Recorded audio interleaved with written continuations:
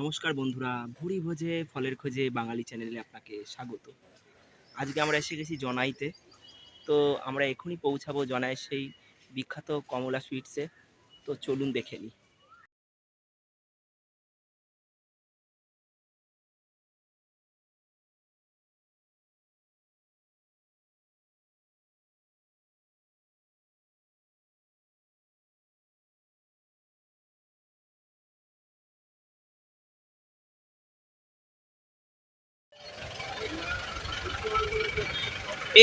এই মিষ্টিটা বিশেষত্ব কি একটু বলেন দাদা, একটু বিশেষত্ব কি মিষ্টিটার?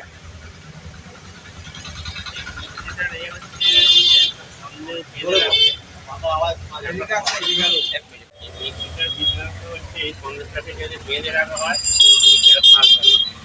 এটা বৈকাল বেলায় যখন হাড় হয়ে যায় এরকম খবরটা দিতে পরে এই সন্দেশটা গরম থাকবে, এতে যে ফ্লেভারটা আছে সেটাও থাকবে। এটাতে কোনো ডাবের শ্বাস ব্যবহার এরকম কোনো ব্যাপার আছে? ডাবের স্বাদ আগে দেওয়া হতো, এখন আর দেওয়া হয় না।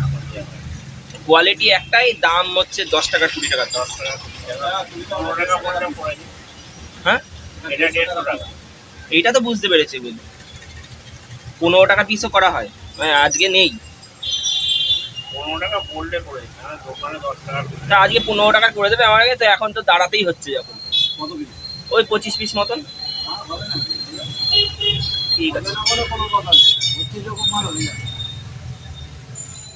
তো আমরা রয়েছি এখন বিখ্যাত সেই কমলা সুইটসে, জনাইয়ের সেই বিখ্যাত মনোহরা, যেটা মিঠাই সিরিয়ালে দেখে থাকি সবাই।